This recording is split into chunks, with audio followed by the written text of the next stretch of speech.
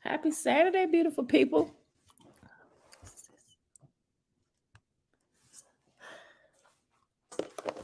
All right, y'all. Happy Saturday. Hey. Dawn says she's hanging out in the background today. Okay, sis. Let me go back up. The Nat, greetings. Ema, shalom, shalom. Kendra, hey girl, hey Jamil. Peace be with you as well, sister. Tabitha, shalom, shalom. Remember, y'all, Keon Cooper is Tabitha. She was using her son account. L. Stewart, shalom, shalom. Global Purpose, Marlene Green. Hey, says, Mom, shalom, shalom. Auntie, beautiful rising. And everybody else here already hanging out in the background today. Happy Saturday to you. All right, we're going to get started straight away. Today it is April the 8th, 2023, day 11 of year 5 of reading through books, laws, and prophets, and of the 4-year consecutive day. I'm sorry, I keep saying 4. When the years change, I do this for the first couple weeks. And of the 5-year consecutive day count, it is day 1,394. Today we are going to read the last chapter in the book of Thor, son of Jehovah, in Owaspi, which is chapter 6, and it's only 16 verses. And when we get done there, we're going to start on this next chapter in the Nazarene book of Genesis over here in the secret Nazarite scroll, also called the Holy Megillah, which is chapter 15. And that's by here, Shabbatayim, the 5th and 6th candles. I read ahead yesterday on this next chapter, blew my mind. Some things I'm just like, oh my gosh, it's really, really good. And that begins on page 102.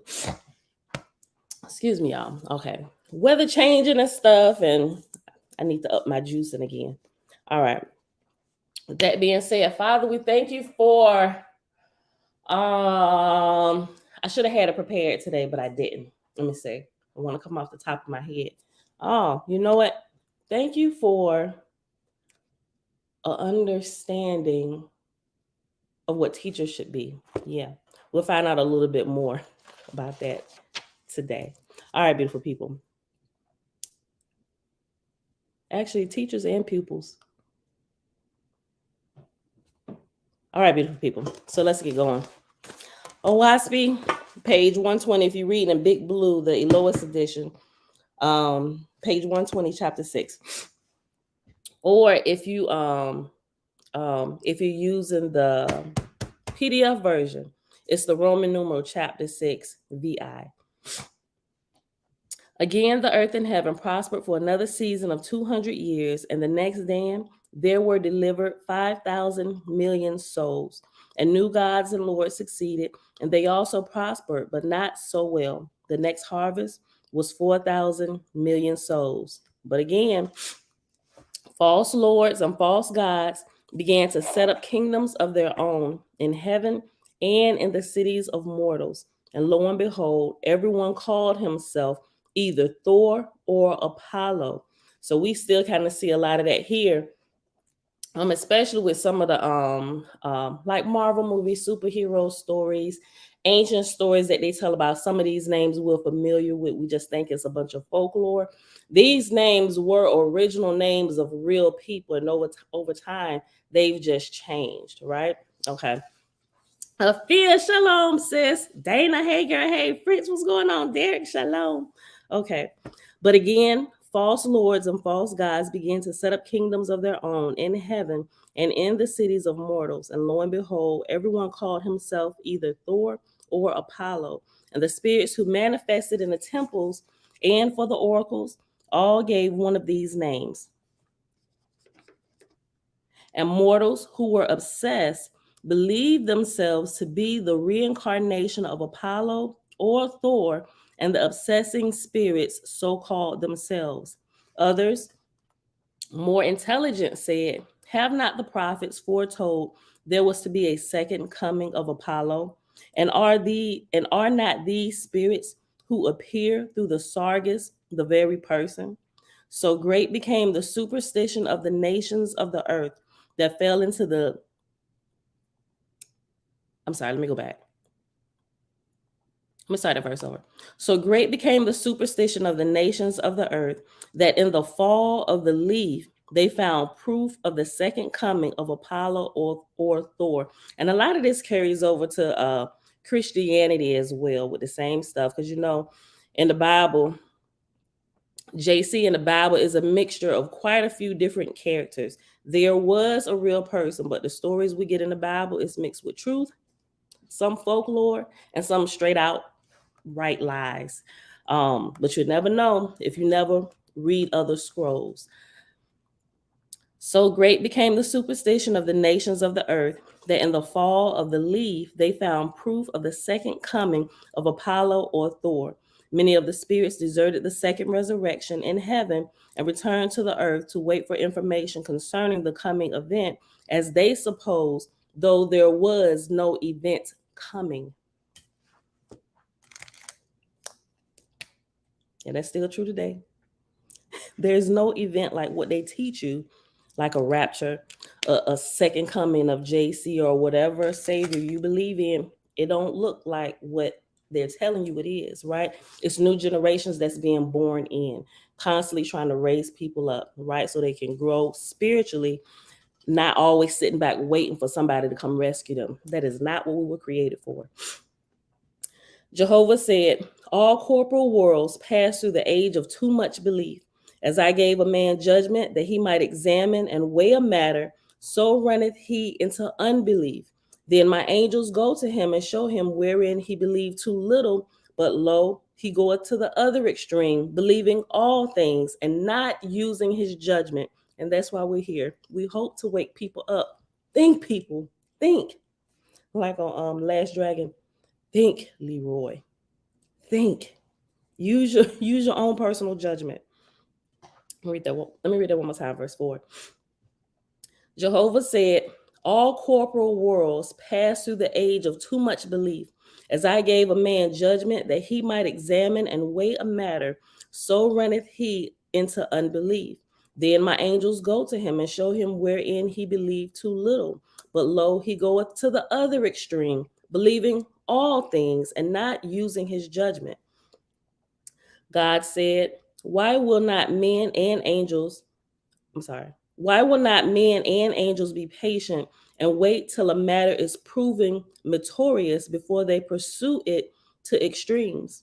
The same sun shineth, the same stars stand in the heavens, and the earth traveleth steadily on her way.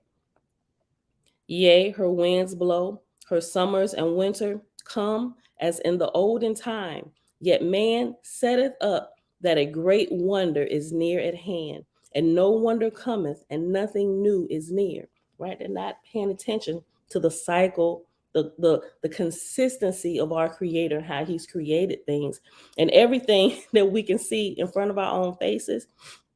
We have been taught to ignore. Pay attention to the seasons like clockwork. They come in. The sun rises every single day and sets every single day like clockwork, right? Everything is created that way to teach us, right? Our great teacher, our master, our father has to be a teacher in order to allow us to grow organically. And he set everything in its perfect lane of growth that we may observe and see. Our bodies do the same thing, right?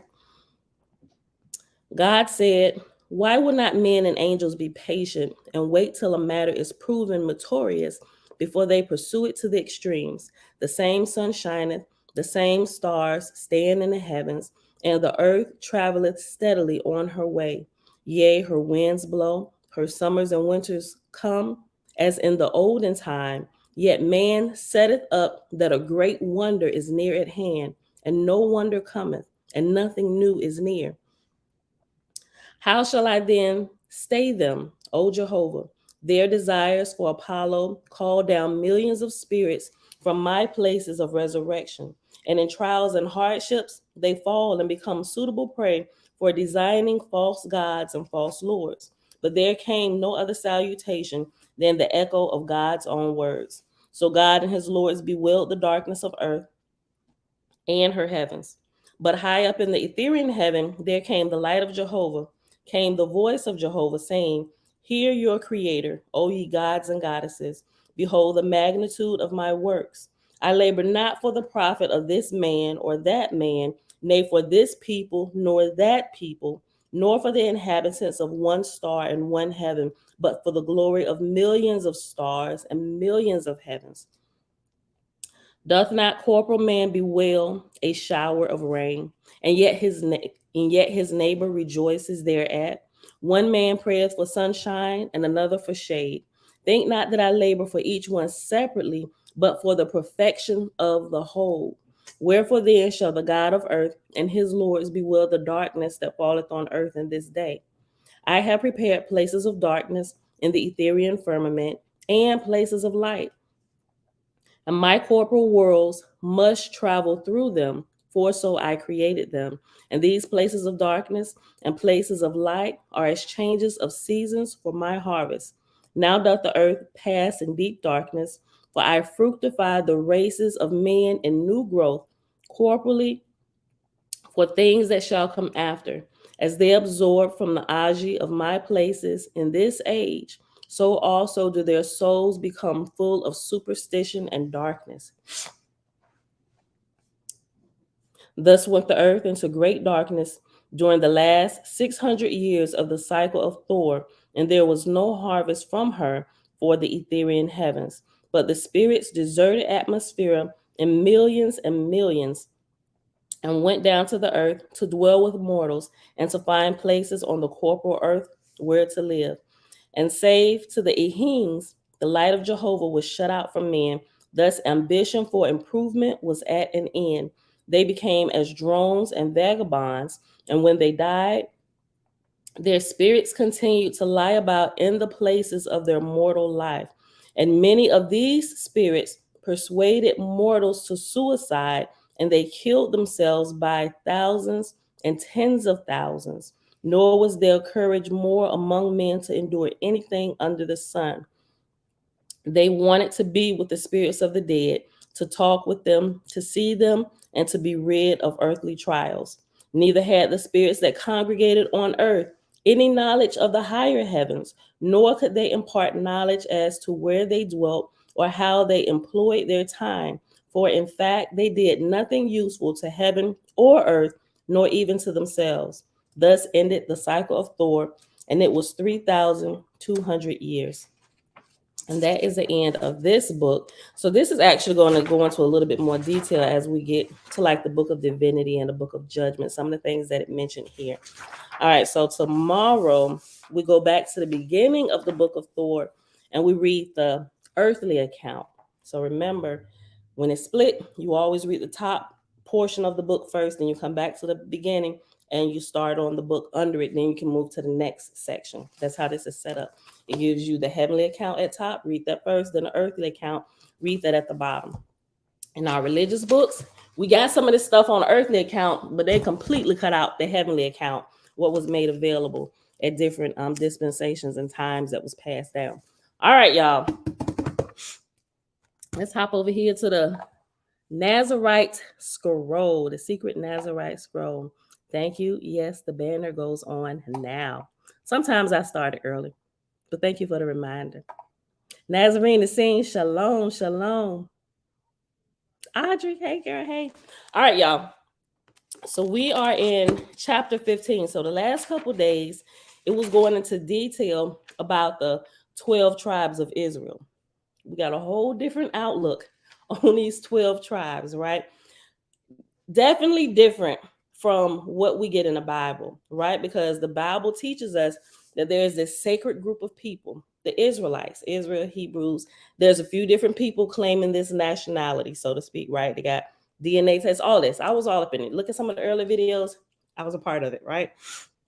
But as you grow and you understand a little bit more, and you are willing to just consider that what you've been taught may not be the full truth, right? Then there's hope for you, and you can grow a little bit more, right? Take in the information. I'm not saying believe everything, but at least assess it. Go through it. Research what you can with whatever you can find. All the references available to you, and just go through the information. Whatever still fits, whatever applies that you can apply to your life, for your development and growth, not just physically, but also spiritually, emotionally, mentally, all of those things. Keep those, right? It's just like clothes. As you get bigger, your body grows and develops, you need bigger clothes, and you have to do away with some of your favorite outfits. And you were trying to look for them same favorite outfits in a bigger size, but sometimes we can't find them, and it's just time to let them go. Because some things, even though it's cute and you can find it in a bigger size, it's not conducive to maybe some outfits are juvenile and they're childlike, and adults shouldn't be caught wearing some of those things, right? And even though we love it, we'll leave it for the generation that it's appropriate for them to wear. Because if I wear that, even if it's my size, they made adult sizes, girl, what's wrong with you? Oh, you working at a daycare, that's why you dress like that. Oh, so it's the same thing with what we believe a lot of times. So these 12 tribes, we realize it's not just set aside to a certain race of people. It's literally for the people over the entire earth, right? Because all of us, we are all connected. We're literally, I'm not going to say one people, but we are all one people. We just come in different shapes, colors, and sizes. And how do we know? Because we reproduce after our own kind. And it doesn't matter which color you get and you mix and match with, it will still reproduce something good. It's not like when you reproduce, you put a mule and a horse together. There's a mule and a horse? No, I'm sorry, a donkey and a horse, and they reproduce something that cannot reproduce, right? But we can mix with the colors of races, and we can produce grade A top people that are still able to reproduce. That's the key. That's what we learned. If you're not supposed to mix and match, nature will take care of that, and you will not be able to reproduce after your own kind, right? So that's why hennies are sterile, and that's why mules are sterile, right? And it depends. You'll get a henny or a mule based on whether you got a male or a female donkey and a male and a female horse that mates together. So the tribe of Israel, or the nation of Israel, is actually, as we understand it in its proper context, it represents a nation of righteous people. And a nation of righteous people is comprised of the multiple races and different people upon the earth. So you have Yisrael and Yisrael. And Yisrael is the flip side of Yisrael. What was it? Hold on, I'm getting tongue tied. Yes, as according to this, Yisrael, Y-E-S, right? And Y-I-S. Y-E-S, yes, I just remember like this. The yes is right. Yes is the opposite of yes, right? Okay, so Yisrael is the righteous people, and Yisrael is unrighteous. And if we do further research throughout scriptures and some of the Hebrew texts, and you kind of do some of the etymology, it will take you and tell you that, right? They are unrighteous people, and things began to come alive, and it's right in front of our face, but we never go back and research it. And the way people teach us, we just take what they say at face value and just go on about our life without checking. I'm checking to everybody, checking to me, because I make mistakes too. But I ain't the type of person that's gonna make a mistake and keep on going with it. As soon as I find out, I'll be like, hey, hold on, y'all, I screwed up. Because remember when I had said, belay my last, I found out I was wrong. And that's happened quite a few times since we've been here.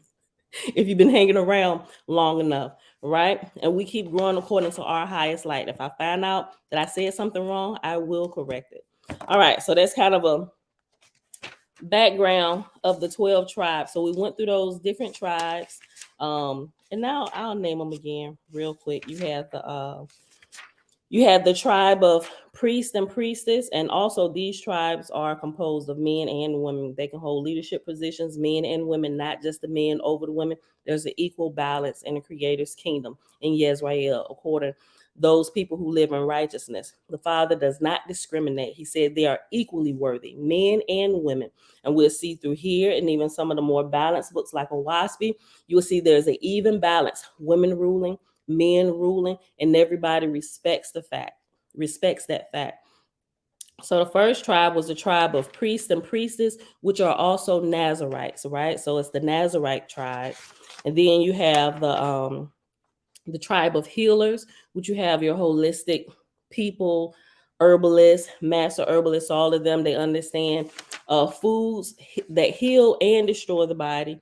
Then you have the tribe of lions, that's the army of Yezrael, but they protect Yezrael with their philosophy. They don't go to kill. Matter of fact, killing is against the code of being a part of the righteous people. So we will try to we use our philosophy to de-escalate a situation, right? And if anybody would try to attack you, they are trained in the martial arts.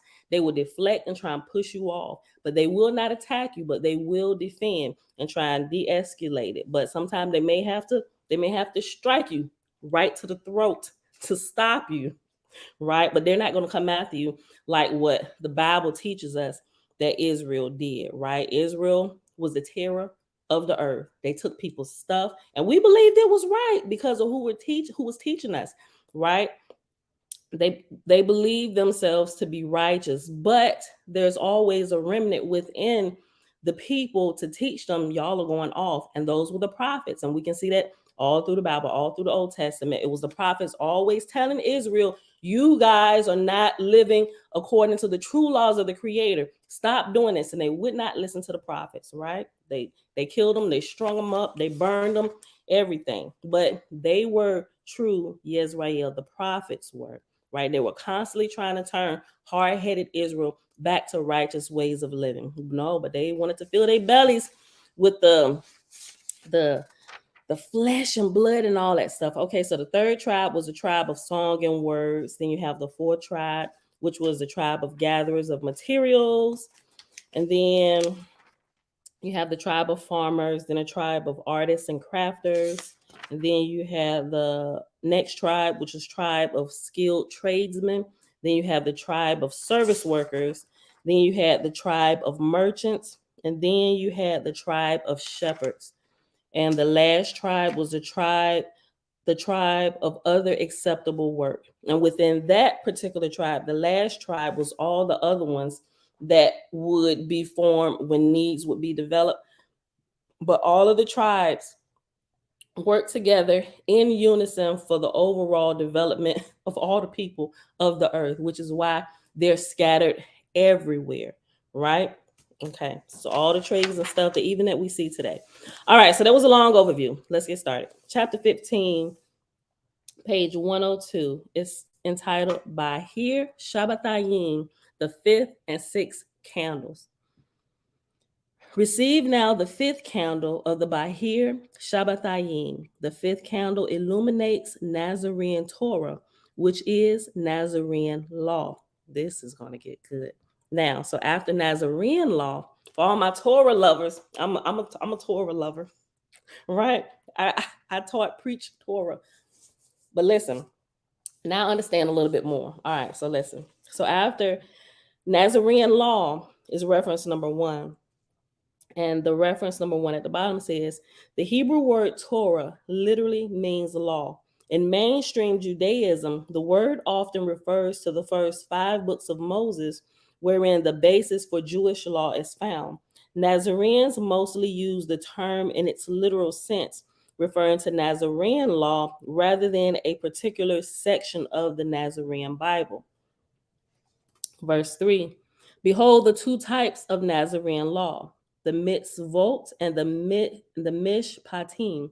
After mitzvot, mitzvot, is reference number 2, and that says, the Nazarene word mitzvot literally means commands and refers to those Nazarene laws clearly stated in Nazarene scripture, such as vegetarianism. And then you have mishpatim, which is reference number 3, and that says, and that's spelled mishpatim. The Nazarene word mishpatim means human-made laws and refers to those laws enacted by the Nazarene High Council. Okay, so go back up. And verse 4 says, Mitzvot are those laws clearly stated in the Nazarene scripture. For lo, the Lord and Lady shall appoint scribes to write down the holy laws and teachings. Mishpatim are those laws that are enacted by the Takbula Elyon, which is well, let me just keep reading instead of trying to explain it. Mishpatim are those laws that are enacted by the Takbula Elyon, the Nazarene High Council, which comes out of the first tribe of priests and priestesses, which are also Nazarites. That's the Nazarite tribe, right? Those who have taken the vow of Nazarites to be a Nazarite. They are priests and priestesses, men and women. Mishpatim are those laws that are enacted by the Takbula Elyon, the Nazarene High Council. Other councils may advise the High Council, but only the High Council may enact Nazarene law. Disputes among citizens of Israel will be handled by the Shoftim, Shoftim, which are Nazarene judges. And after Shoftim is reference number 4. And it simply says the Nazarene word Shoftim means judges. Judges are appointed by the Yair, who is the high priest. After Yair is reference number 5, and 5 at the bottom says the Hebrew word Yair, Yair, pronounced Yair, means enlightener and is a Nazarene sectarian term for the high priest. So the Yair is an enlightener. Let me highlight this. I'll read it again. Matter of fact, I wasn't even done reading it. Hold on. Ooh, I just read the last part of it. I didn't read this yesterday. Okay, listen. 9. Judges are appointed by the Yair, whom is the high priest. Reference number 5 says the Hebrew word Yair, pronounced Yair, means enlightener and is a Nazarene sectarian term for the high priest. The high priest performs various roles and thus has various titles. Yair is the title that refers to his role as chief teacher within the Nazarene church. If female, she is called Yair Ra. All right, go back up to verse 10. If the judge is male, his title is Zadik, Tzadik, for he is just. If the judge is male, his title is Zadik, for he is just. And after Zadik is reference number 6. And it says the Hebrew word Zadik, depending on the context.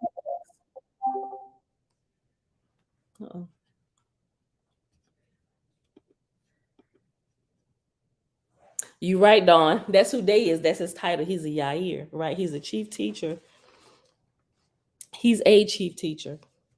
Okay.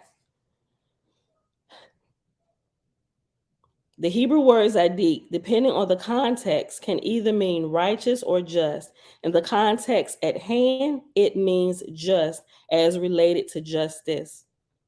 All right. Verse 11. If the judge is female, her title is Zadika, for she is just. And after Zadika is reference number 7. And 7 at the bottom says Zadika is the Nazarene feminine form for the word Zadik and means just. Okay, go back up, verse 12. As overseer of the Zadikim, the Yair is the Malki Zadik, for he is the king judge. Okay, I'm sorry, y'all. I'm just trying to get these words pronounced right. Okay, and Malki is spelled Malkiy, then Zadik, Tzadik. As overseer of the Zadikim, the Yair is the Malki Zadik, for he is the king judge. And after Malki Zadik is reference number 9. And 9 says, the Nazarene term Malki Zadik is the title for the king judge or chief justice of the Nazarene Zadikim. The high priest holds this position. It is from this term that we get the biblical name Melchizedek. Clearly, I didn't read this far yet, y'all. Well, not in this footnote. I didn't. When I was reading over it yesterday, and don't ever do this. I tell y'all don't do this, but I was just trying to go through to see my title, and I skipped over the footnotes. Okay.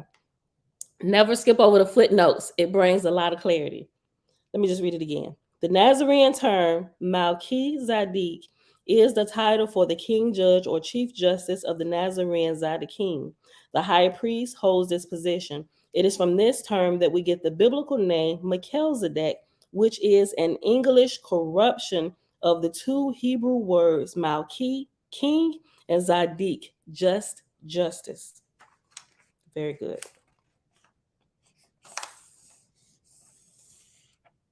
Hold on.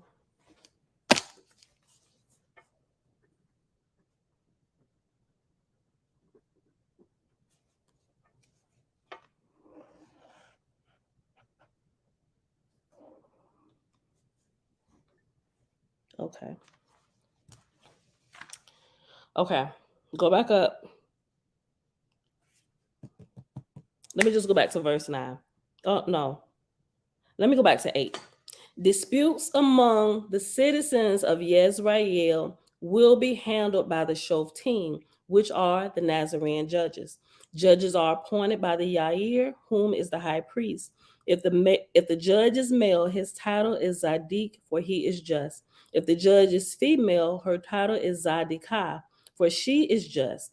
As overseer of the Zadikim, the Yair is the Malki Zadik, for he is the king judge. If the Yair is female, she is called Yaira. In that case, as overseer of the Zadikim, she is called the Malka Zadika, the queen judge. Let me just highlight that. I'm highlighting this for the females coming out of bondage. In that case, as overseer of the Zadikim, she is called Malka Zadika, the queen judge. And I was thinking about this as I was reading this yesterday. As things pan out, we might do well. Some people may not agree, but we might do well to see a woman president. Hold your thoughts. But I'm just saying, based on what I'm learning, the training, I don't know. Some people might say she may be emotional, gonna take us straight to war, right? Not necessarily. Not if you have a righteous person.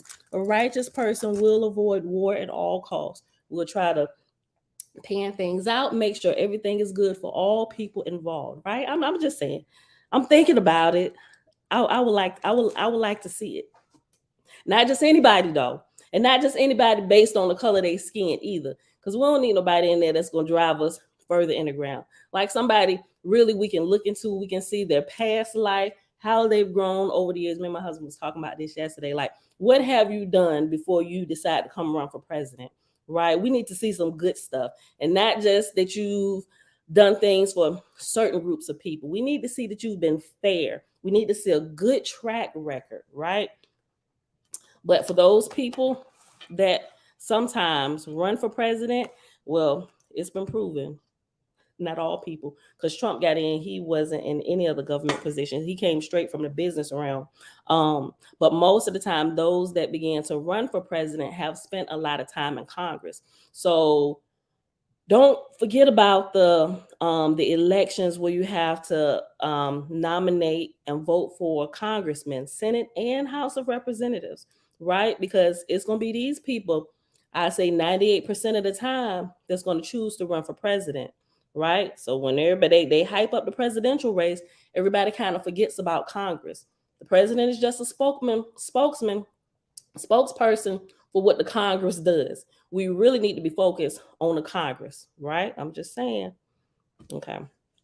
If we do that, we can get some more balanced people in the House as a spokesperson for the country, right? But we gotta stay balanced. The focus should be on the Congress, not just who's running for president, right? Just like now, they're doing everything. I think they're just gonna hold up Trump just to keep him from running. Not that I care if he does or not. I told y'all about the dreaming stuff I had a few years ago before he even got kicked out. I knew his time was coming to an end.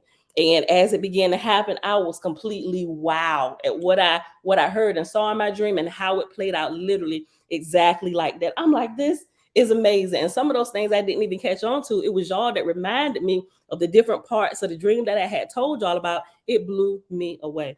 I don't think he's gonna get back in ever. All right, let's finish this. All right. Verse 14, in that case, as overseer of the Zadikim, she is called Malka Zadikah, the queen judge. The high council may choose to handle significant disputes itself. For each member of the high council is a Zadik or Zadikah, with the Yair presiding over all. The high council, which is the high council of Zadikim, may overturn decisions of the lower Zadikim. Those who choose to be citizens of Yisrael are subject to Nazarene Torah and the Nazarene Zadikim. No person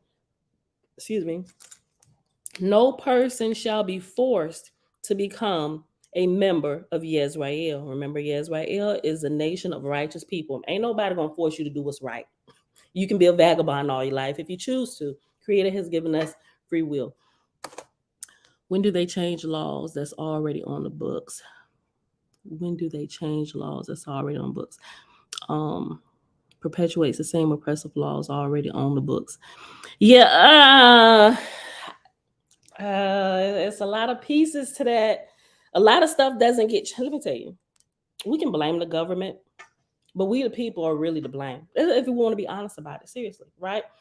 Because they're in office because we either put them there or we don't do anything to clean up the people that's in there, right?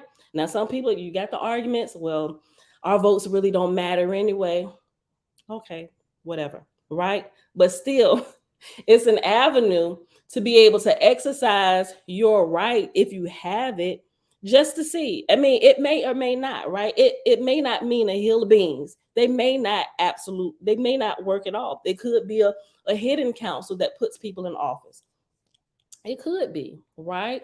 But why not just test it to see, right? A lot of people hold these positions. Y'all know how I feel about this for the ones that's been here. It's a certain representative person that's been sitting in the same position for 14 years. And the first couple re-elections, a couple people ran up against this particular person. But after that, I began to watch.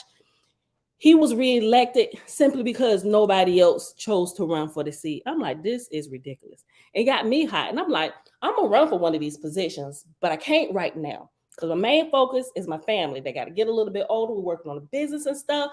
But as we get older, I'm training, I'm learning, and I just might. I ain't saying I am, but I just might. But I pay attention to it and I watch it. And most of the time, to be honest, we sit back and complain about the people in office. Some of us, based on the religion we're in or whatever our beliefs are, it don't really matter what our beliefs are. We're living here in a society under the rules of these people, right?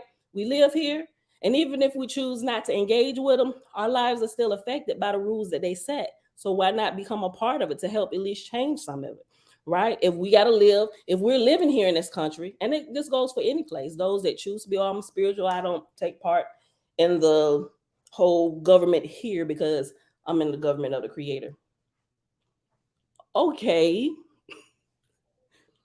Your spirit, yes, I see that. But what about your flesh that's under the rulership of this fleshly government here? I mean, come on. I mean, unless you're going to leave out of the country or whatever, you got to be a part of it. I mean, you work here in this physical society, whether you're working from home or you're working at a physical business.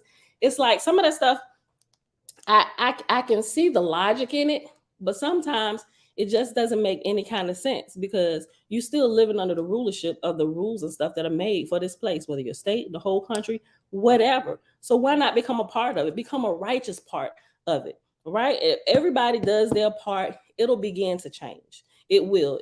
It'll be a slow process, but as everybody begins to operate in their highest light, and those who can take and run these positions and run a fair campaign and run a righteous campaign and live, if they get promoted to office, they can run it righteously, then by all means, what are you waiting for? right?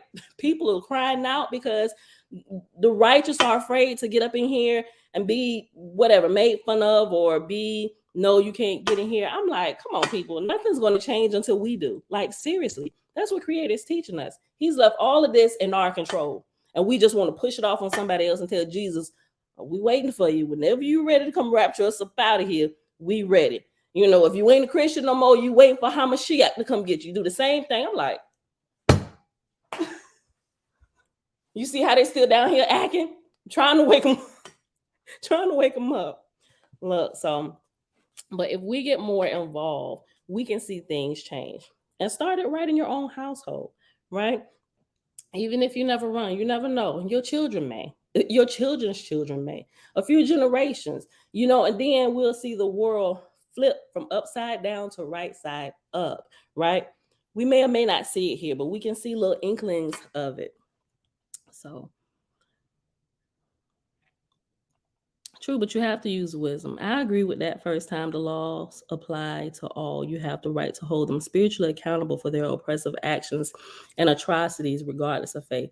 I absolutely agree with that, which is why those who are righteous and those who are growing spiritually, and you're able to cause things to happen from the spiritual standpoint, right? If you've grown that much where you can attack a physical situation from the spiritual realm, that is always the way to go. Matter of fact, that is what OWASP teaches us.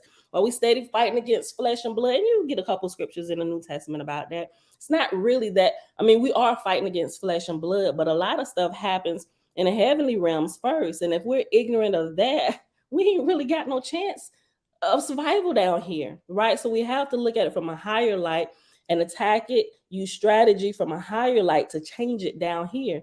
As above, so below, right? Yeah, I agree with that too, just me. So we need to learn.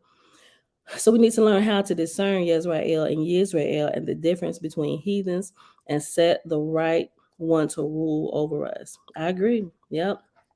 And even if they yeah, I mean, I agree with that without getting into any more detail.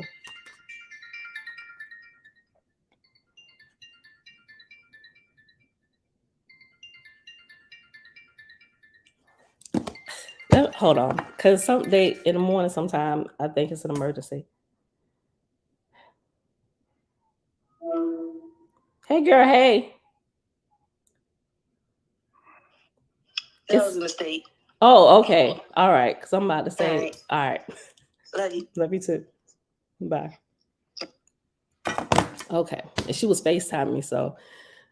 All right, y'all. Let's get back to this.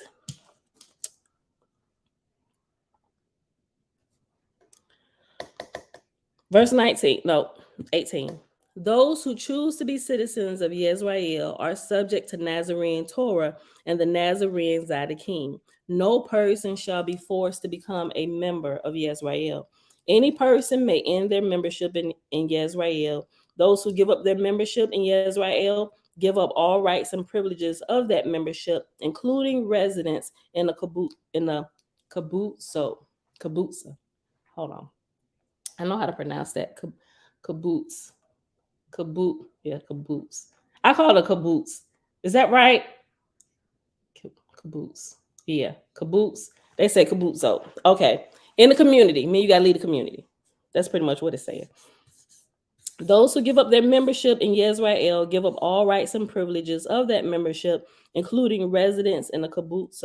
Members may be expelled from the Nazarene nation only by decision of the High Council. Behold, when Yisrael is surrounded by or dispersed among other nations, the laws of those... We literally just was talking about this. Behold, when Yisrael is surrounded by or dispersed among other nations, the laws of those nations shall be obeyed, except when they conflict with Nazarene laws. For example, it is Nazarene law that a Nazarene shall not eat the flesh of an animal for any reason. If a nation made a law whereby the Nazarene must eat the flesh of an animal, the Nazarene must refuse to obey that law. Receive now the sixth candle of the Bahir Shabbatayim. The sixth candle, hold on. I think I missed a footnote. Oh, no, it's right here. Okay. 26. Receive now the sixth candle of the Bayir Shabbatayim. The sixth candle illuminates Nazarene Halikah, which is the Nazarene walk. And after Halikah is a reference number 10. Down at the bottom it says, the Hebrew word Halikah means walk. The Nazarenes use this word to refer to the study and practice of their teachings in the sense of walking the Essene path. Okay, go back up. I'll read 27 again and keep going. The sixth candle illuminates Nazarene Halikah, which is the Nazarene walk. Halikah is the study and practice of the Nazarene teachings. Lo, study and practice depend on each other. Study and practice depend on each other.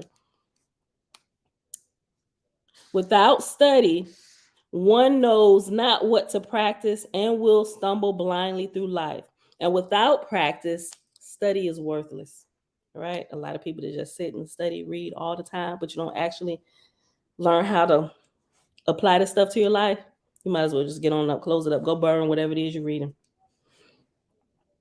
Lo, study and practice depend on each other. Without study, one knows not what to practice and will stumble blindly through life. And without practice, study is worthless. Yea, to study wisdom but not walk in it is like storing food while your loved ones starve.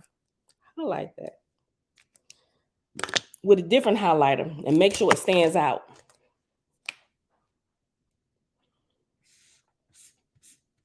Let me read all that again. Verse 28. Halikah is the study and practice of the Nazarene teachings. Lo, study and practice depend on each other. Without study, one knows not what to practice and will stumble blindly through life. And without practice, study is worthless. Yea, to study wisdom but not walk in it is like storing food while your loved ones starve. Lo, all Nazarenes shall study and practice the Nazarene teachings of the Nazarene way under the guidance of the Yair and his associates. This is Omna. I forgot what Omna was. We go back.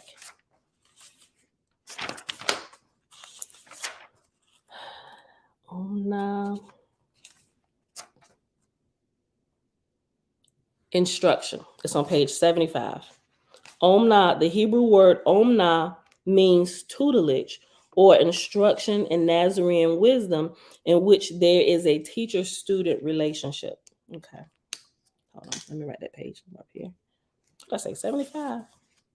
Yeah.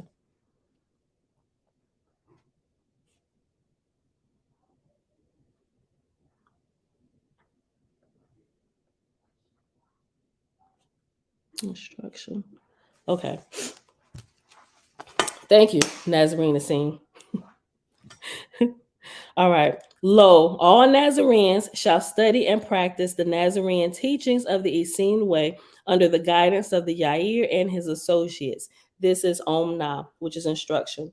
Nazarenes that live in one area shall form a Kehillah, a congregation. Within the Kehillah, they shall receive Omna. So within your congregation, you shall receive instruction. Each congregation shall have a Moreh, a teacher, who must be a Nazarite. Oh, shoot. How many teachers we know are Nazarites?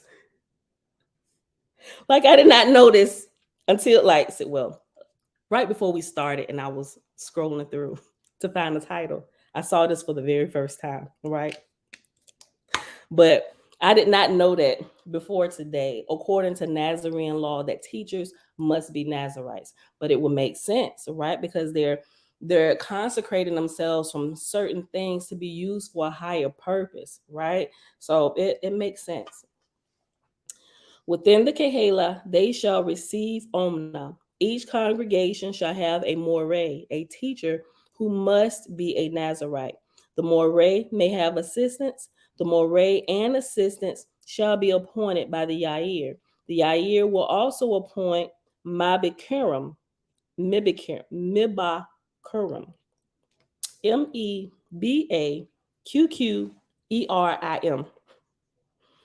and that's reference number 11. And it says, Mabakarim means overseers and is the equivalent of the English word bishops. Okay. Okay.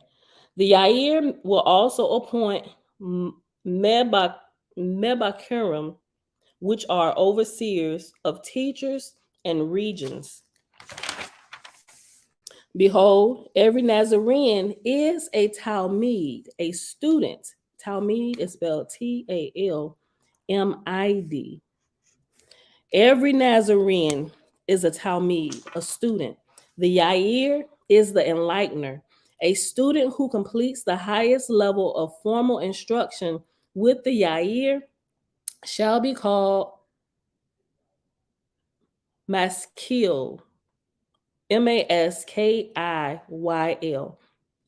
Maskil, I think that's how you pronounce it. A student who completes the highest level of formal instruction with the Yair shall be called Maskil, an enlightened one. Even so, the maskil remains a Talmid or a student receiving informal instruction from the Yair. The Kehila or the congregation will meet for worship and study. A local place of meeting shall be called Makam Hakal, the home temple. Makam is Maqom, Hakal Heykal. The local temple shall be supported by the contributions of the congregation. If a congregation is not a member of a Nazarene kibbutza with a communal economy, the contribution shall be a mezar, a tithe. Mezar is M-A'. I got a few more minutes. If a congregant, hold on. Okay, 47. The local temple shall be supported by the contributions of the congregation. If a congregant is not a member of a Nazarene kibbutza with a communal economy, the contribution shall be a mezar, a tithe. And mezar is M-A'-A-S-A-R, a tithe. Each kibbutza will tithe to support the nearest temple, and each temple shall tithe to support the Hakal, the mother temple. All Nazarenes should send special offerings to the mother temple, but must also support their local temple. If there is no local temple, give your tithe to the Hakal, the mother temple, and assist the Yair in establishing a local temple in your region. All priests and priestess always send their tithes to the mother temple, even if serving in a local temple. With the tithe she receives, the mother temple will expand the dissemination of the omna, or the instruction. Local temples will do likewise with the tithes they receive. Nazarene Halakha is the path of Yehud Etz Chaim, which is the union of the tree of life. And so Yehud is Yihud, Etz, ETS, and Chaim, Chaim. And that's reference number 12. And 12 at the bottom says, the Hebrew term Yehud Etz Chaim means union with the tree of life. This is the Nazarene yoga system. The word Yehud means union, as does the Sanskrit word yoga. Yehud is both an end or goal and means practices. The goal is union with the tree of life. The means are the practices a Nazarene employs to progressively achieve that goal. Okay. Verse 57. Behold the tree of life, 7 branches and 7 roots. The center branch is the Nahar Yarden Ha-Shamayim, the river Jordan of the heavens. So there are 3 references here. After 7 branches is reference number 13. After 7 roots is reference number 14. And after Nahar, Yarden, Hashemayim is reference number 15. So I'm going to just read them all. 13. In the Hebrew, the term 7 branches is Shiba Anaphim. Reference 14. In the Hebrew, the term 7 roots is Shiba Shorashim. Reference number 15. The Hebrew term Nahar, Yarden, Hashemayim means river Jordan of the heavens. The word Nahar means river. The word Yarden, Jordan, means descending or descender. The word Shamayim in this context means heavens, plural. The same Hebrew word Shamayim is used for heaven and heavens only by the context in which it appears do we determine if it is singular or plural. Okay, verse 59. Its tip reaches up through the mother ovum to touch heaven most high. And after heaven most high is reference number 16. 16 says, in Hebrew, the term heaven most high is Shamayim Elyon. Verse 60. Heaven most high is the Yam Ha Nahara, the sea of light. And after Yam Ha Nahara is reference number 17. And reference 17 says the Hebrew term Yam Ha Nahara means sea of light. The word Yam, Y-A-M, means sea. The word Nahara means light in both Hebrew and Aramaic. Verse 61. From the tip of the center of the branch descends the supernatural light of being, flowing like a river from Jaja to the tree within the mother ovum. Wherefore the center branch is called Nahar Yadin Ha Shamayim, for it is the Nahar Nahara that descends from the heaven most high to the mother ovum. And after Nahar, Nahara is reference number 18, and after descends is reference number 19. 18 says, the Hebrew term Nahar Nahara means river of light. 19. Jordan in Hebrew is Yarden and means descending or descender. Verse 63. Yea, this branch flows down to become the spine within the trunk of the tree of life, then to become the center root. And the trunk of the tree is called the Ark of the Covenant. And after Ark of the Covenant is reference number 20.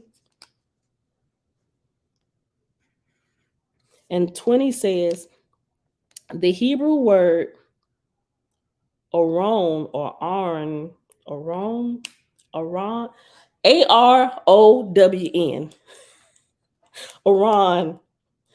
pronounced, the Hebrew word Aron, pronounced Aron, A-W-R-O-N-E. Okay, the Hebrew word Aron, pronounced Aron, literally means box or chest, but here is used to describe the trunk of the tree. This is the word used in the mainstream Bible for Ark of the Covenant. The word for Noah's Ark is Tebah, T-E-B-A-H, and also means box.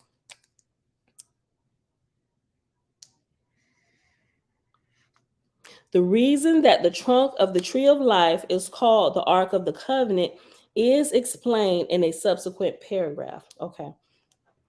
Go back to verse 64. We're on page 105. And the trunk of the tree is called the Ark of the Covenant, and all the branches and roots stem from the spine within the trunk, and the Nahara nourishes all. And the tree of life is within and around you. Behold the 6 other branches, one trinity of branches for each side of the tree. And after one trinity is reference number 21. And 21 says, the Hebrew word Meshulash, Meshulash, which means threefold, features the letter Shin, a perfect symbol for the idea of Trinity or threeness. Okay, let's go back up. I'm going to reread 67 again and keep going. Behold the other 6 branches, one trinity of branches for each side of the tree. On one side are wisdom, which is chokmah, love, ahaba, and power, kowach, Kowach. On the other side are eternal life, Kaye Olam, holy work, Maseh Kodesh, and peace, Shalom. Each is an attribute of Jaja.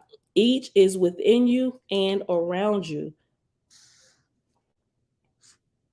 Behold the center root, the divine in the garb of the physical world. She is the tap root reaching low in the name of the Most High.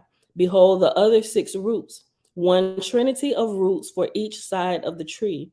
On one side are sun, Shemesh, water, Mayim, and air, Ruah. And after Ruah is reference number 22. I'm sorry, I skipped, did I?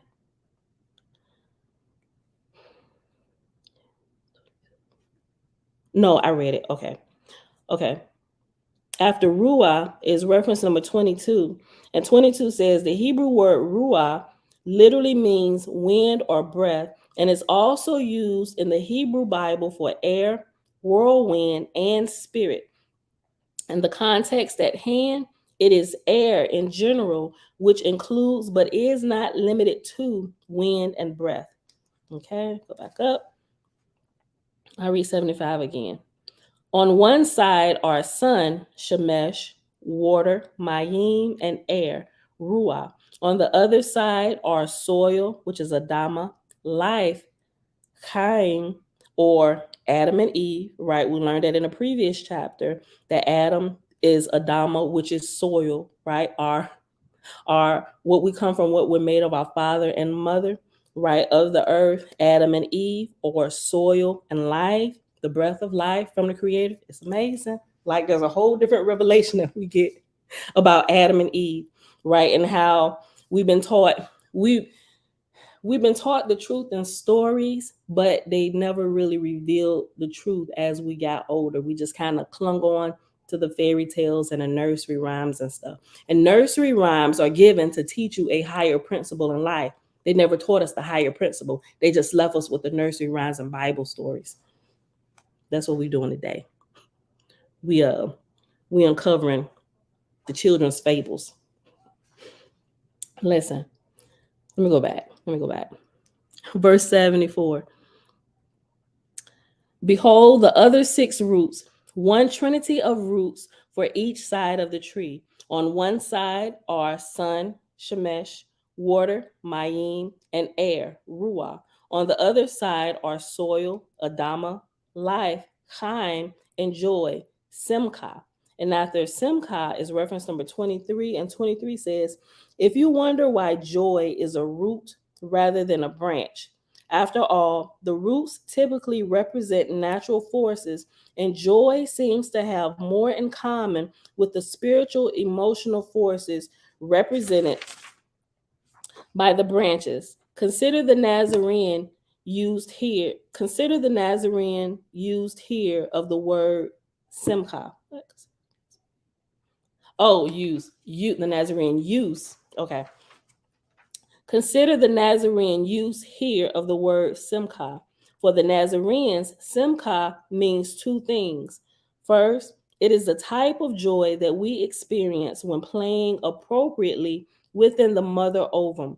Jaja wants us not only to work and learn, but also to play, and often pertains to our body and things we do for fun, such as recreation and entertainment. For example, a modern Nazarene might commune with the angel of joy while dancing at a reggae concert. The joy of play is as important to our health and well being as eating properly or getting appropriate exercise. I tend to believe that not just because they said it, but also when you actually act this out, you can feel it. There's like a release. And OASB talks about it all the time. Think about every time they about to have a graduation of the brides and bridegrooms. What happens after everybody comes? There's always a break for a day of play, but they call it a day of recreation. Sometimes it's a couple days recreation, right? This is everywhere. If we would just open our eyes and see. Let me read this again. For the Nazarenes, Simcha is 2 things. First, it is the type of joy that we experience when playing appropriately within the mother ovum or within Earth. Jaja wants us not only to work and learn, but also to play, and often pertains to our body and things we do for fun, such as recreation and entertainment. For example, a modern Nazarene might commune, excuse me, a modern Nazarene might commune with the angel of joy while dancing at a reggae concert. The joy of play is as important to our health as well as being, I'm sorry, the joy of play is as important to our health and well being as eating properly or getting appropriate exercise. Secondly, the Nazarenes taught that to the degree that we are in harmony with each of the branches and roots of the tree, we experience simcha. When the human being is centered in the tree and vibrating in harmony with all seven branches and all seven roots, that is the highest form of Simcha. While this is also a spiritual experience, this type of joy is appropriately assigned to a root in that it is a fruit of full body enlightenment, a sort of joy of being human. That's amazing. Full body enlightenment. Okay, let's go back to page 105.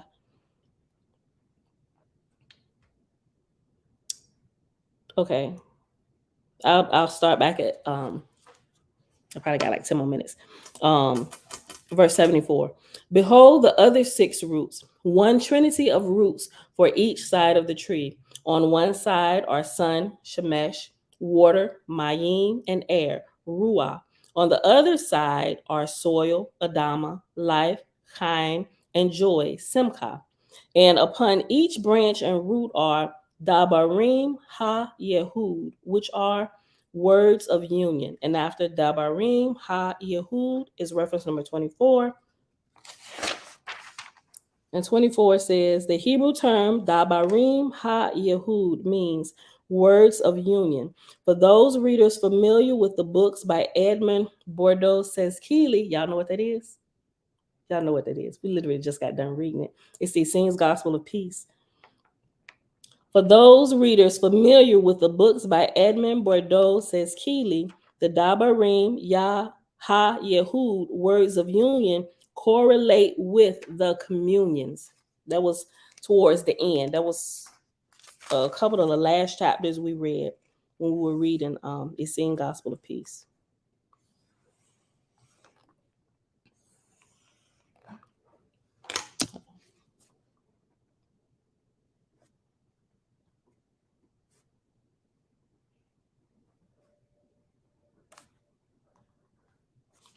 Okay. Verse 77. And upon each branch and root are dabarim ha yehud, which are words of union. By repeating these words, one prepares oneself to chant the kol ha koach, the sound of power. And after kol ha koach is reference number 25. And 25 says, the Hebrew term kol, QOL, ha koach, HAKOWACH, means sound of power and refers to a word or sound used as a mantra. There is a different mantra for each root and branch of the tree of life. These mantras are not the communions. Rather, the communions, Dabarim Ha Yehud, prepare one to chant the mantra, Kol Ha Koach. While the words of union, communions, can be recited by anyone, only baptized Nazarenes are given the special mantras. Those responsible for the first English publication of the Megillah, the Nazarene Bible of the Essene Way, are of the direct lineage of Nazarene apostolic succession and will make those mantras available to those who are baptized into our church. I ain't joining no church, but I want the mantras. Listen, look, they be keeping stuff. They be wanting you to look. I ain't saying nothing wrong with it. I'm just saying they look. Listen, they showing themselves to be upright and worthy from what we've seen so far, and the teaching that they make available for everybody else. But I do know from reading the packet that they sent me that we talked about it, right? There is more than just this from the scrolls that they have translated, and I want them. But to get them, I mean, I get the process, right? Because you don't really want to you don't want to cast your pearls amongst swine. I get that, right? And so with them being guardians of the scrolls that they have in their possession, right? They want to know that they just not giving it to any vagabond. I mean, I get that. I really do. Even though I be joking about it and I'm like, I ain't joining nobody church. But I might consider this. But seriously though, like my heart is in the right place. I don't just want to get it and be a vagabond, but truly I want to grow and develop, especially with me being a Nazarite, you know. So I'm just like, man, I ain't gonna say submit. I'm about to say I might have to submit to their church for a little bit to see, but it's not all bad for real, for real. Because as you read through it, they'll let you know there's nothing is forced. You can become a part of it. You don't have to be, you know, but there are certain levels of information that they'll release to the public or those in the outer courts. But those in the inner court, there are other things of, from what they explained, there are a deeper revelation of a higher knowledge that if you don't understand some of this basic stuff that they putting out, there's no point in giving you this, right? So they're not just going to put it out there, and then they're not going to put it out there for people to misinterpret and all this stuff. Because if you can't understand some of the basic stuff, how are you going to even understand this? So they run you through a series of tests. They do, you know, we know that. We talked about it a little bit. Matter of fact, we got one. We're gonna complete their thing together. Audrey, I know, right? Look, Audrey said someone need to join the church so we can get the mantras. I'm thinking, look, look, I'm gonna have to take one for the team. I might have to take one for the team.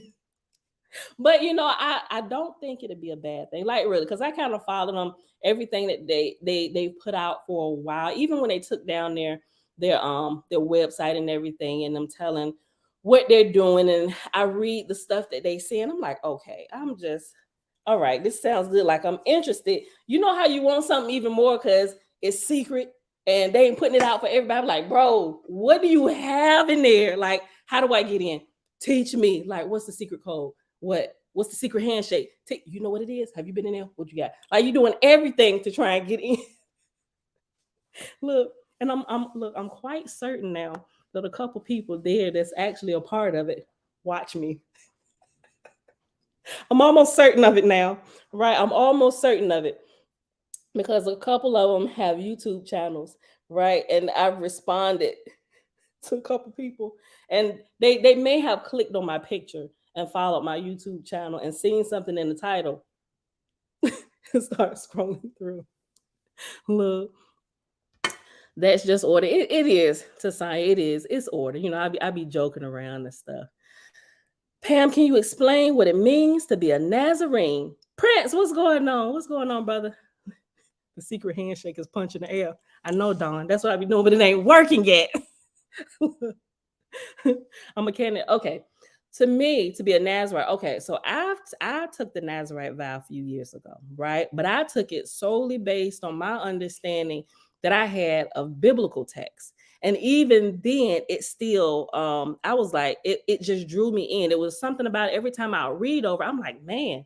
And I looked into it, but it seemed, I'm like, it I ain't gonna say it enthralled me, but even in the Bible, it tells you that a man or a woman could take it. So I thought, I'm like, well, shoot, the Father putting something out here that we can choose to do on our own accord, and He'll bless it. Is like, show me some initiative. Let's see what you got. Like, you can choose. We ain't making you do nothing. So that's when I originally took it because I thought about it. I was like, you know what? What is a Nazarite? But there is not a lot of information online about what a Nazarite is. They'll just keep repeating the scriptures to you, right? Without really expounding on it for real. And I think I looked through everybody's video on YouTube. You have a few different people that talk about the Nazarite, took the Nazarite vow, and what they did. Even people when they not broke or ended their vow, how they cut off their hair and burned it according to the scripture and stuff like, so I'm just like, I don't know that all that's still applicable for today.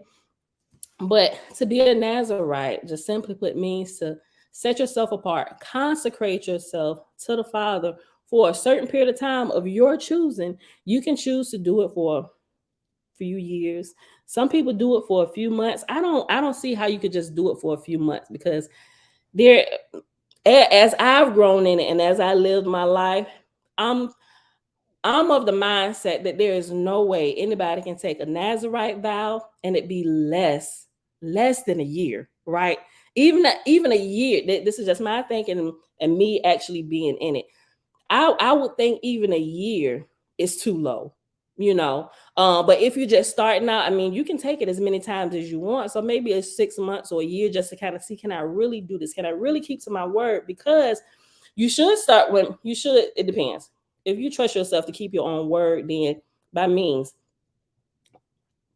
multiply the years in one sitting. But if you're not quite sure, if you just don't trust yourself, if you can keep to something that long, then maybe do it. Like when you build up fast, and maybe just do it for a little period of time. Let me see if I can prove to myself that I can be faithful to this vow that I'm gonna make, right? Because it's better not to make a vow to the creator than to make a vow and to break it. That's my understanding. I truly believe that, but as I looked at it, I started off small, but when I started off, I started at 3 years. I said 3 years, I'm gonna do this. But then as I got into it, I'm like, man, and I began to learn a little bit more. But this right here, this is probably the only thing that I've come across since I've been a Nazarite that really gets into it. It really breaks down a lot of it. And, we didn't even get through it all the way. And I still really don't know all that's in here yet. But what I've read so far, it's helped me tremendously as being a Nazarite. So I even the apostles were lifelong Nazarites, right? And I've changed my vow to be a Nazarite till I die. Right after these years of going through and working this out, I'm like, I can do this. I've like all these years just doing this, and that's a vow that I took. So but you can choose to do lifelong vows. Some people dedicate their children from the womb to be Nazarites, right? Some children keep to it, if they're raised, if they're taught about it, if they really take the vow to heart, but some of them, they'll break it as they get older, and they may choose, this is not what I want to do with my life. You made this vow for me, not me. Some people do that, right? Which I believe this is something you have to do for yourself, right? Like you literally have to choose to do it yourself, right? When some people coming from the womb, their parents may not dedicate them, but just whatever it is about them, they don't even know it, but they just walk that way. And they are literally, and as they get older, they realize what they are, So, I mean, it's a lot of different ways. So, but yeah, so simply put, a Nazarite is someone who's set apart, who was consecrated for special work. And it's not the same. We also learn here that not all Nazarites are consecrated to the same things, right? You could be consecrated to in a lane to help children or whatever. You could be consecrated to be a teacher, which seems like the path that I'm on. And I'm just now realizing it here in like the last year for real on what that is. And based on how my life, even with my children and some of the things outside, I'm like, wait a minute, everything is pointing to that. I'm like, okay, so let me just start looking into this a little bit more, but your life has clues about all of these things. So, right, Dawn. Some are consecrated as Nazarites to be healers, right? Yaki, think about Selah. I'm not sure if Selah's here, right? But I look at Selah as being a Nazarite. He's consecrated to that healing path based on what he does, his experience, his testimony, his life, and what he's done to help heal people, how he puts his time into different things to, understanding the herbs and the body, like all of those things, right? So Nazarites are consecrated to different things in life. So Ray, hi. You consecrating yourself, Prince? All right, Nazir. Let's go. Let's go. Yeah. Everything else falls in place. Okay. But it takes time to develop and really understand, So that's a long form answer to the question, but it's simply someone who sets themselves apart, right? Set yourself apart and you're consecrated to the work of the creator, whatever that may be. And you may not understand it right off. You may just have a desire to do that, but not really sure what you're going to be set apart to do. But as you follow that desire and you act on it, it'll begin to develop over time, and you'll begin to see the clues and the pieces on why that desire was even there in the first place. So that's my understanding of it all. Where we at? I gotta log in at 9 today. I got a few more minutes. Let me see. This is a pretty long chapter too, so let me see. Where we at?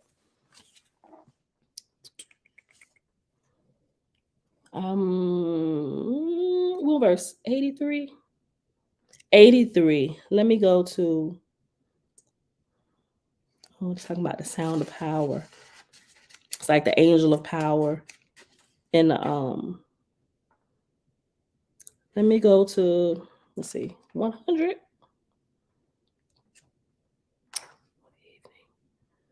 On the second morning. Oh, this is kind of like, yeah, this is like towards the end of the same gospel is peace. It's talking about the different angels of the earthly mother and the heavenly father. Listen, let me read. I want to read to verse 150. Let me read the verse 150 and then we'll pause. Okay. What are the that's a good question. That's a good question. We might not go to verse 150 now. What are the real requirements to be a Nazarite? I.e., no cutting hair, no eating grapes, etc. Where can this be found? It can be found in in the Bible is Numbers chapter 6, right? Matter of fact, okay. Numbers chapter 6, it tells you what to do. But now I also think this vow, based on me taking a vow, me actually living a vow, being in my vow a few years in, violating my vow by mistake and having to start all over. I violated it once by mistake and then on purpose when my grandmother passed. Just because you can't touch dead flesh, human or animal, but I'm just like, it's my grandma. Even with my dad. Wait, my dad died in. Did I take the vow before my dad passed? I was definitely in my vow when my grandmother passed. I don't think I think towards the end of the year when my dad passed in 2017. Was it 2017? Okay, I'm thinking about it. Okay, I'm thinking about the funeral. No, I hadn't taken a vow because I had a sew-in in my head at my dad's funeral. You know what? Listen, I'm gonna share with y'all. Look. My aunt recorded my dad's his funeral service. My dad was he was a veteran. He was a Marine, right? So we actually held it at the funeral parlor. But I was up there and I went back and I watched. I was like, you know what? I played too doggone much. I was joking the whole time at my dad's funeral where I was up at the top in the front talking to everybody. I'm gonna show this. He's like 12 minutes, but I promise you're gonna laugh all the way through. I give you permission to laugh. I know it's my dad's funeral, but I'm up there cracking jokes the whole time. Hold on. I'm gonna share it with y'all. I mean, at the beginning, it's a little bit hard to hear because my aunt is recording it from the back. All right, so the vow in Numbers. Let me pull it up real quick. It tells you, but I'm gonna tell you some things now that about the vow that I think have been toyed with. Okay, verse chapter 6. It definitely has been mixed with okay, and that's not that one. I want the commentary. Let me do. Okay. Verse 1. So let's do this because we'll read this. We're gonna pause here in the reading, but I'm gonna read this to y'all and I'm gonna share with y'all what I learned. Okay, let me make my mark here real quick. Holy ground 85. Okay, so I'll pause right here after 79. Let me see, verse page 106, verse 79. We'll start back there tomorrow. But let me read this to y'all real quick. Okay. So in Numbers chapter 6, here's what it says, and I'm reading from the New Living Translation. This is the Nazarite laws. Then the Lord said to Moses, give the following instructions to the people of Israel. If any one of the people, either men or women, take the special vow of a Nazarite, setting themselves apart to the Lord in a special way, they must give up wine and other alcoholic drinks. I mean, that was easy for me because I've been drunk one time in my life and I ain't like it. I don't like to lose control of my body. They must not use vinegar made from wine or from other alcoholic drinks. They must not, hold on. Let me see if I can do this. Let me share this real quick so y'all can see. Share screen. Share screen. This. Here. Okay. All right. I gotta blow it up myself. Okay. Then the Lord said to Moses, give the following instructions to the people of Israel. If any of the people, either men or women, take the special vow of a Nazarite, setting themselves apart to the Lord in a special way, they must give up wine and other alcoholic drinks. They must not use vinegar made from wine from other alcoholic drinks. They must not drink fresh grape juice. They must not eat grapes or raisins as long as they are bound by their Nazarite vow. They are not allowed to eat or drink anything that comes from the grapevine, not even grape seeds or skins. They must never cut their hair through the time of their vow, for they are holy and set apart to the Lord. Until the time of their vow has been fulfilled, they must let their hair grow long, and they must not go near a dead body during the entire period of their vow to the Lord. Even if a dead person is their own father, mother, brother, or sister, they must not defile themselves, for the hair on their head is a symbol of their separation to God.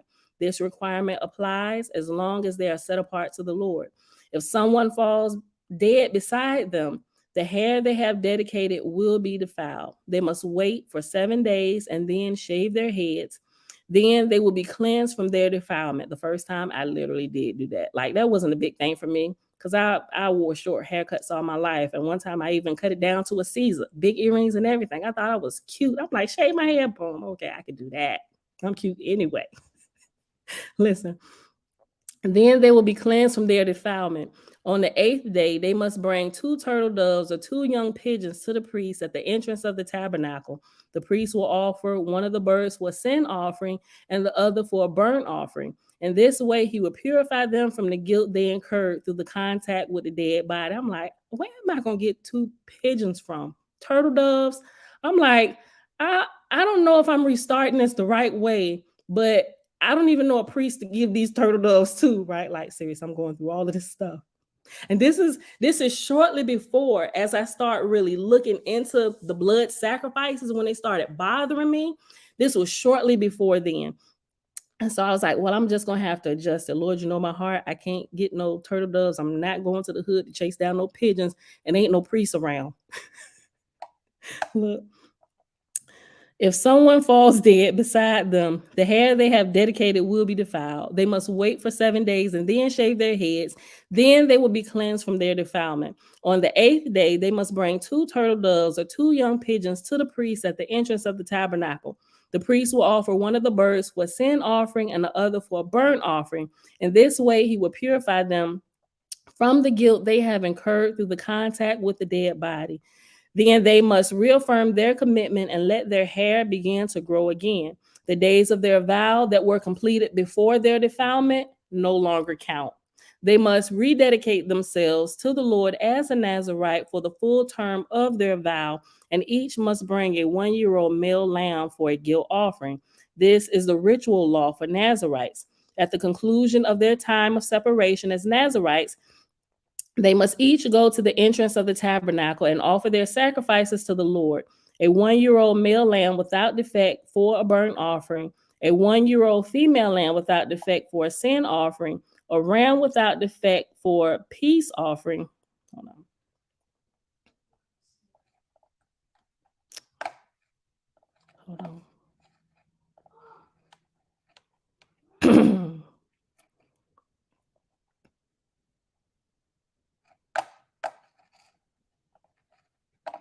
Okay.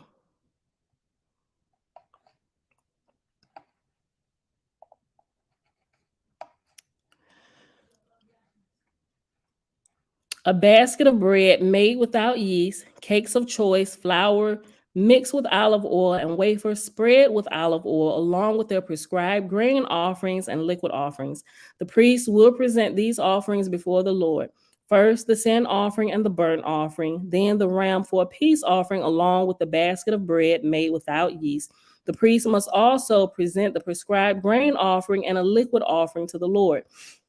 Then the Nazarite will shave their heads at the entrance of the tabernacle. They will take the hair that had been dedicated and place it on the fire beneath the peace offering sacrifice.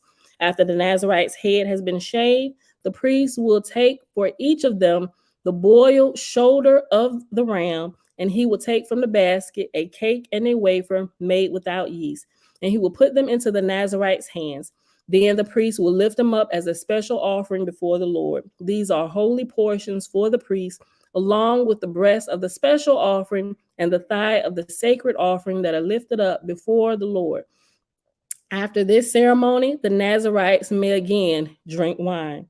This is the ritual law of Nazarites, who vow to bring these offerings to the Lord. They may also bring additional offerings if they can afford it, and they must be careful to do whatever they vow when they set themselves apart as Nazarites. And then it goes into the priestly blessing, right? And so I did a priestly blessing forever. I actually stopped doing it. Well, I did it, and then I translated it into its deeper meaning, and we did that for a while. And then I was just like, you know what? I'm gonna just do as we began to read a WASP, I was like, I'm just gonna think of something new to bless Creator with when we come on and when we depart. And that's what we've been doing since, right? And so this is that. Okay, so here there are a lot of things wrong with this vow. Now that I've been in it, and now that I understand it a little bit more, there is a whole lot really wrong with this. Let me see. Full screen layout. Nope. Sorry. Exit full screen layout. Let me see. Remove that. Okay, there we go. So there's a lot wrong with that vow, how it is in the Bible. First of all, what I've learned about what we're to consume is the first thing that sticks out about this vow, right? We shouldn't be eating, first of all, we shouldn't be slaughtering animals. And even though we aren't personally slaughtering them ourselves and the priests aren't doing it, you got the butchers and everything doing it, it shouldn't be happening.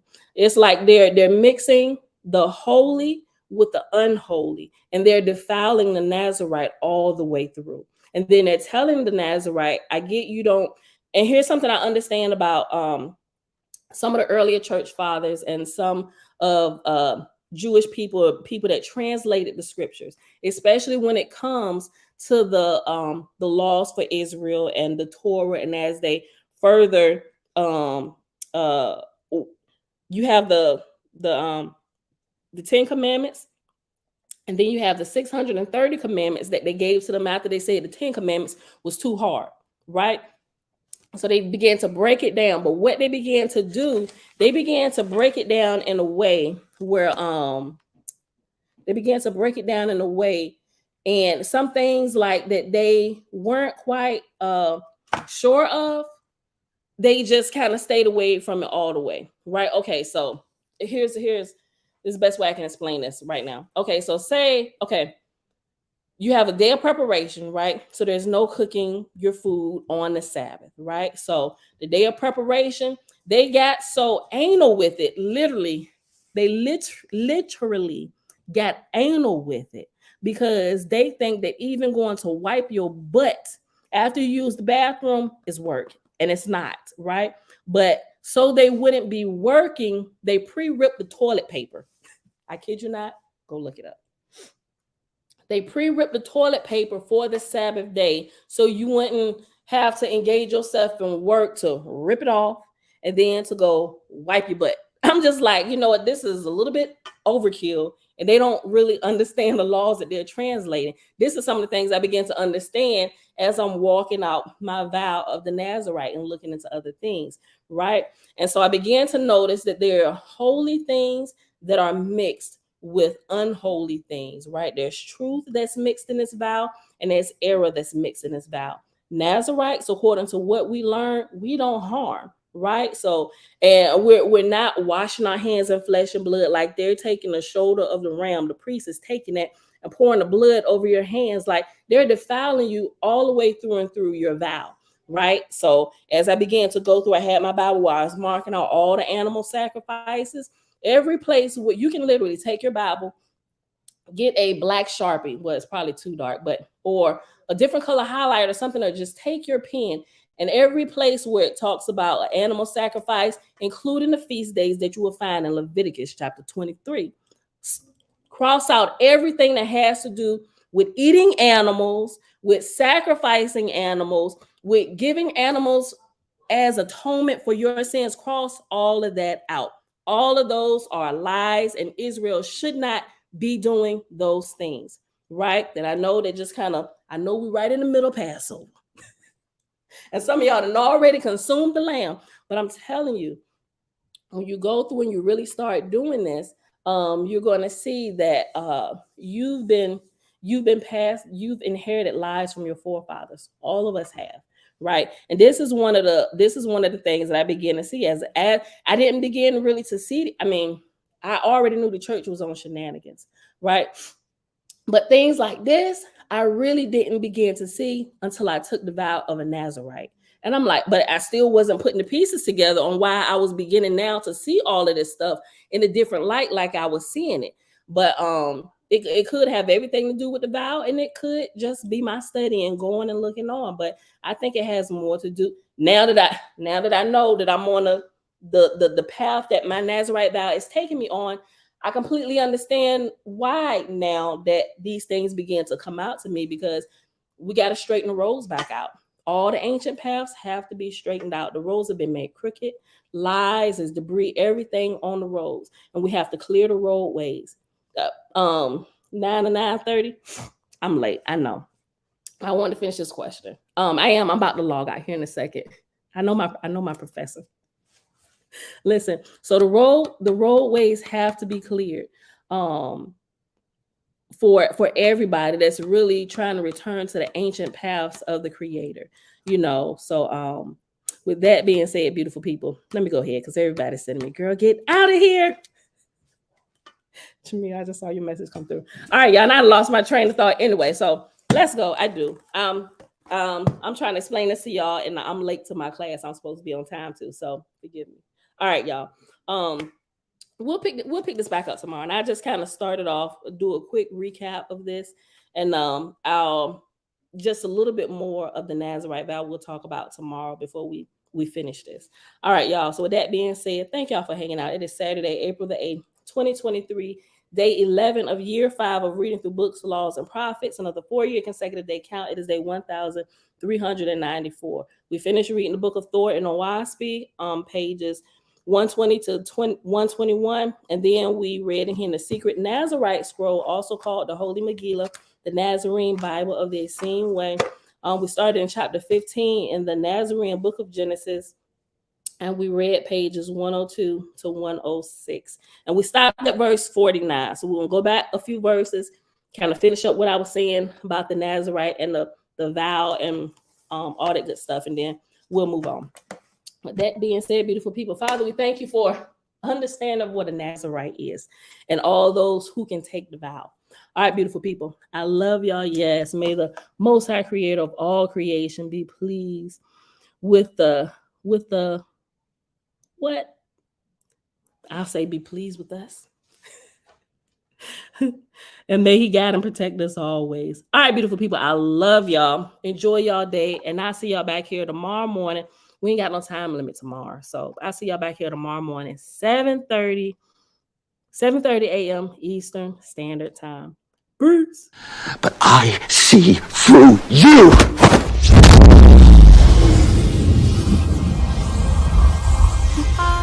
I'm from outer space. I got Milky Way for blood, evolution in my veins. I'm gold, I've been far away. I'm illuminated now, making moves. What did you just do to me? I pushed your astral form out of your physical form. What's in that tea? Psilocybin? LSD? It's just tea. With a little honey. What just happened? For a moment, you entered the astral dimension. What? A place where the soul exists apart from the body. Why are you doing this to me? To show you just how much you don't know. Open your eyes. Been dreaming about flying for a long time. I had a vision from the birds, they want a coastline. What's happening? This isn't real, this isn't real, this isn't real, this is... Dreaming about flying for a long time. I had a vision from the birds, they want a coastline. His heart rate is getting dangerously high.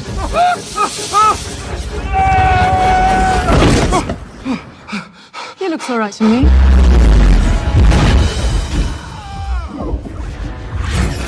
You think that this material universe is all there is? I don't need gravity, I don't need What mysteries lie beyond the reach of your senses? Existence, mind and matter meet. Thoughts shape reality. I don't need gravity, I just need growth. I'm a fine line, yeah, I'm a mislead of this illusion. I am not really here, I'm an intrusion. I don't swim or sink, I just float. Some benevolent and life-giving, filled with malice and hunger. Dark places where powers older than time and waiting.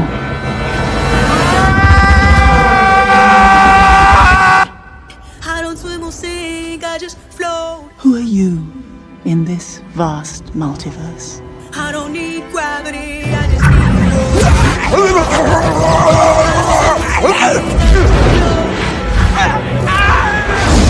I don't need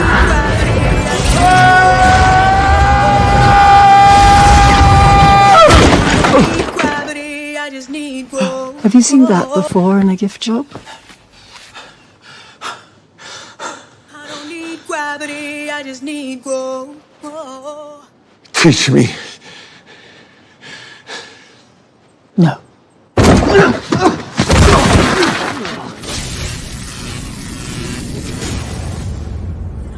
It's an earthquake rumble. I won't ever ever fall, never stumble. And I don't need to be humble. Break down walls like Jericho crumble.